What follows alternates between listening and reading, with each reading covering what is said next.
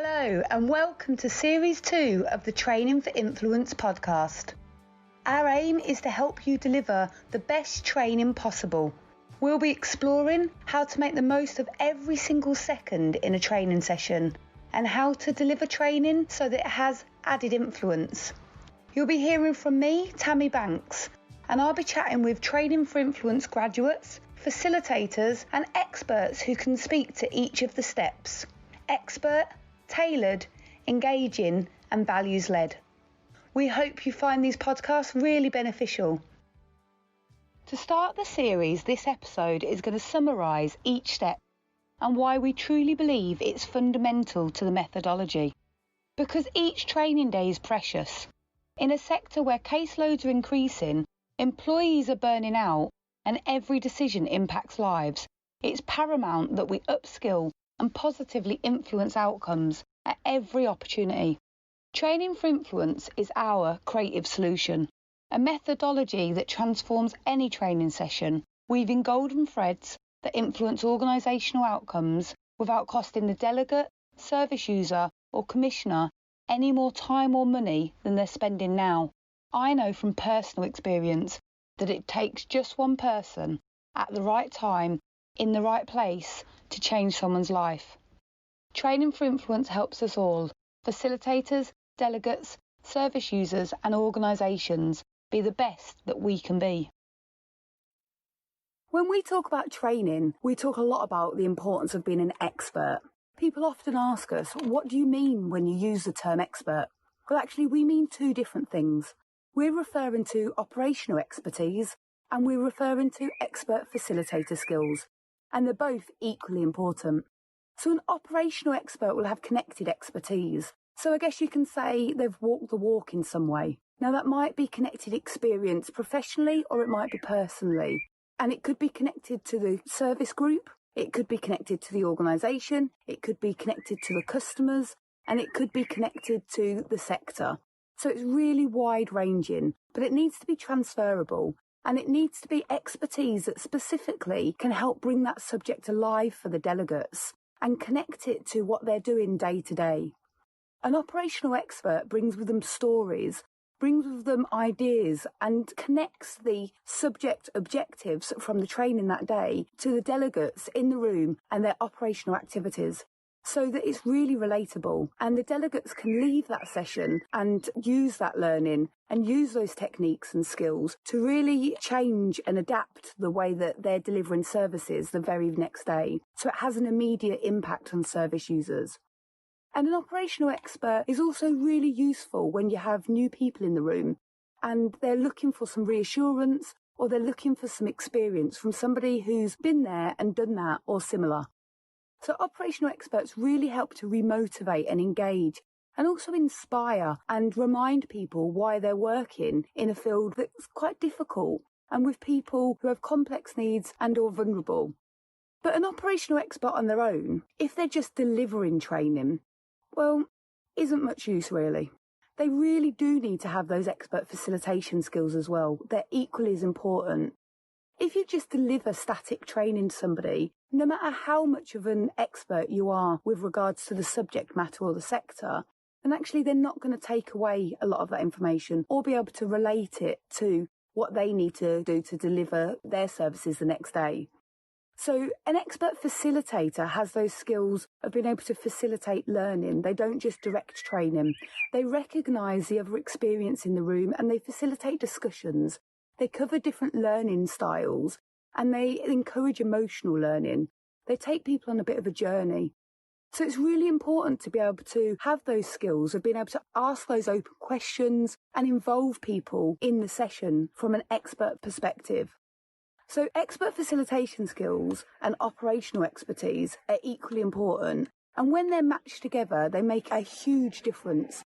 So it's a core part of the Training for Influence methodology that we look for connected expertise and we match that with teaching expert facilitation skills.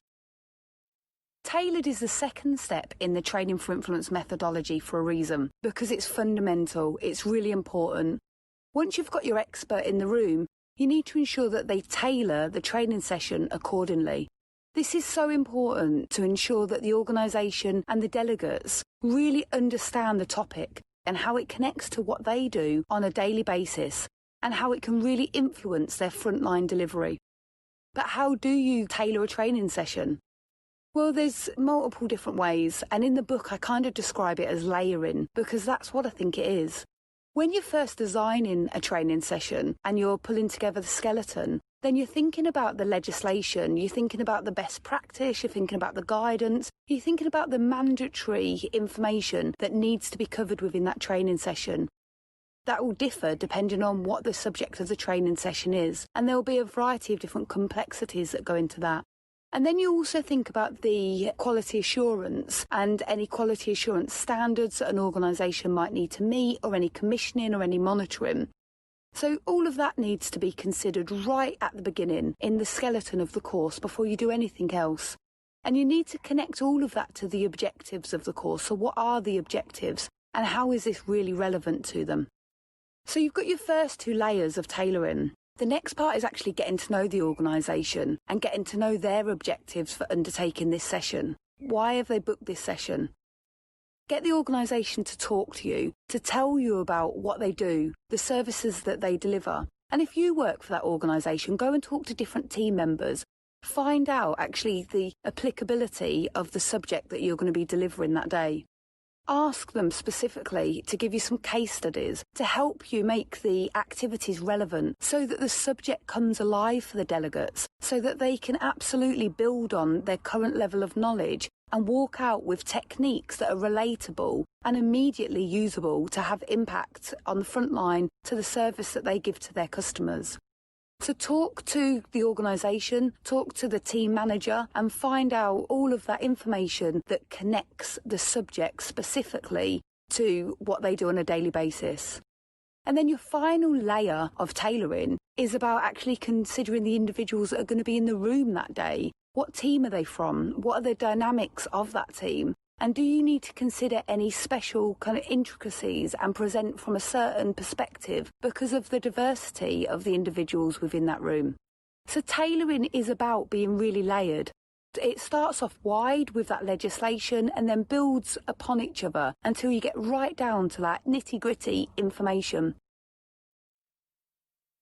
Did you know the day after attending a training session, a delegate only remembers approximately 30% of the information if it was presented to them? And in fact, if you present information for an hour and then test people immediately afterwards, they still only remember about 50%. There's been instances in both cases where delegates remember less than 8%. 8%. Now, if you're a trainer like me, you'll want people to retain as much information as possible when they walk out of your sessions. You'll want them to understand how the information connects to their daily activity and be able to change and impact and amend their service delivery near enough immediately. Now, this isn't the fault of the learners, the retention rate that is. It's something we as facilitators need to consider. And that's why engaging is such a key part of the Training for Influence methodology, and it's underpinned by psychological theories attached to learning styles. If we present information, we're only playing to one learning style. We're playing to the people that like auditory or visual information. We're not considering kinesthetic, we're not considering the different multiple intelligences, and we're certainly not stimulating all of the different senses. Now, some facilitators can get quite concerned and think, well, if all of this is underpinned by psychological theory, it's going to go over my head. That's not true at all, because this is really practical, applicable stuff. So how do we make sure that the Training for Influence training sessions are engaging? What do we do? Well, there's a variety of different things, and if you'd like some examples, you can go onto our website and download the free resources, because there's some checklists on there that you can do and some slide examples of activities. But let me talk you through a few. So all of our sessions, approximately every 20 minutes, we're aiming to meet a different learning style. So we might present information from a PowerPoint and slides, and we might talk to the audience and as a full group ask them to engage with us. We might then move on to an activity which involves small group learning. We might ask them to do something creative, or something that involves music or movement. And we may have slides that have theories on them and statistics to really help people who use the theoretical knowledge to really back up their understanding. We always have things like workbooks and encourage people to take notes if that's what works well for them. And in our face-to-face sessions, on the tables, we have accelerated learning toys. These are to fiddle with and to keep our senses alert and awake and help us to retain that information. But there might also be sand or Play-Doh or sweets that you can chew. It's about stimulating all of those different senses. And it's about recognising that we as individuals, individual facilitators and individual delegates, we're all really different. And so actually we learn things in different ways. And really importantly, it's about recognising that it's not only about the form of intelligence that we all think about straight away. It's about that emotional intelligence as well, and connecting that learning to somebody's individual emotions and understanding. Really building on where they're at the moment, their current frame of reference, so that their brain has something to connect the new information to. So engaging is really, really important, really, really key. You don't want people remembering 8% of your training. You want them remembering over 80%. And you can absolutely achieve that if you consider different learning styles and you ensure all of your sessions are engaging and interactive.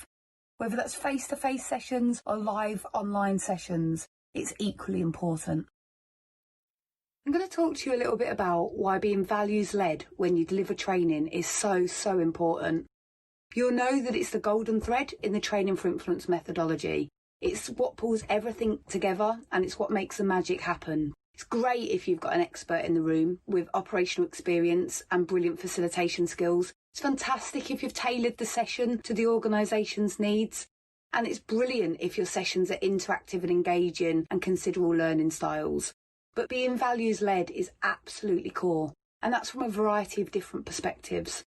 So really living your values as a facilitator. Why do you deliver within this sector? Why does it matter to you? What is your why? And do you recognise that actually it's an absolute privilege to be standing in front of people or delivering live online training for 6 or 7 hours of somebody's life? Take your values as a facilitator with you and live those values. So what else? What about the values of the delegates? It's so important it brings alive a training session if you connect them to their why. Why are they working in this sector? Why are they doing a job that is complicated and really needs every part of them to show up every day? So connecting them back to their why. Also connecting them to an organisation's value and mission. Why are they working for that organisation? What is it aiming to achieve?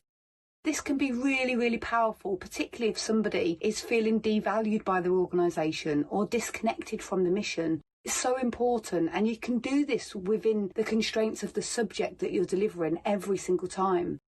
And also, everything you're delivering as a facilitator, if you're delivering from a values-led perspective, but you're living and role modelling for those delegates about how to treat customers, about how to recognise we're all equal, and be able to really support them about coming and delivering their services from a trauma-informed perspective. In addition to that, it's about valuing the delegates and supporting them to value themselves. So lacing emotional resilience, connecting it to the subject and helping them to recognise why and how it's so important and how it can help them avoid burnout and continue delivering exceptional services to customers on the front line. Values connects everything together. It's so powerful and it can literally bring a session alive.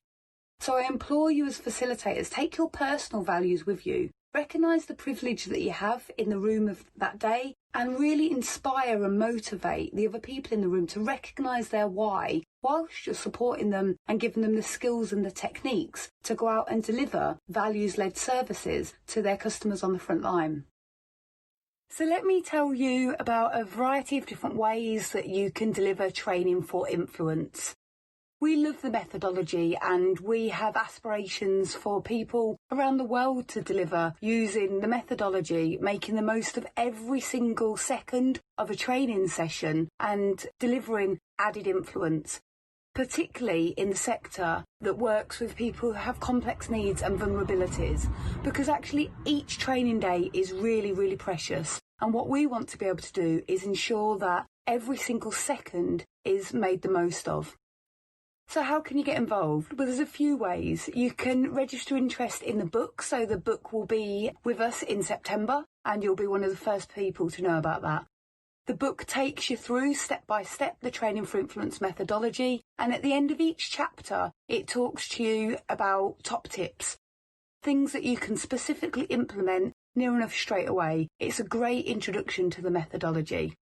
You can go onto our website. There's a load of free resources on there, so you can download the free resources that will help you look at tailoring your session, help you to look at your own values and to explore them, give you examples of how we make our sessions engaging and how we meet learning styles.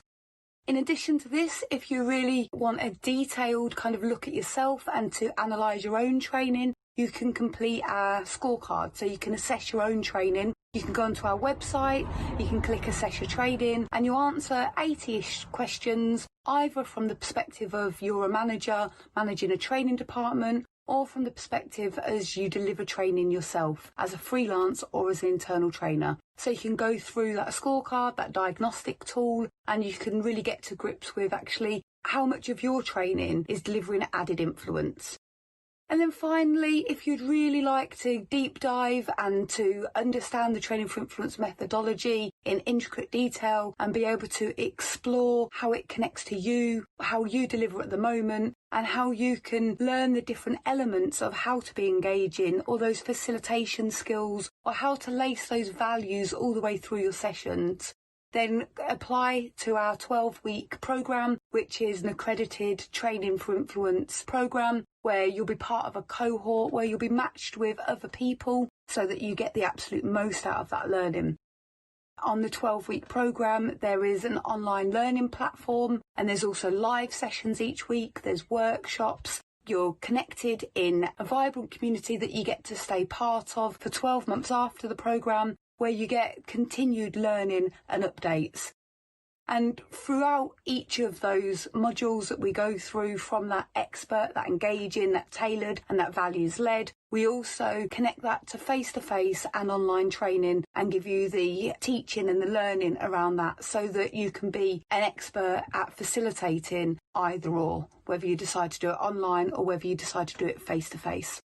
So do get involved, find out more. We also have a Facebook community which is free to join, so you can get to know us a little bit in there. Drop us a message if you want any further information. But remember, if you're delivering training, deliver it with added influence.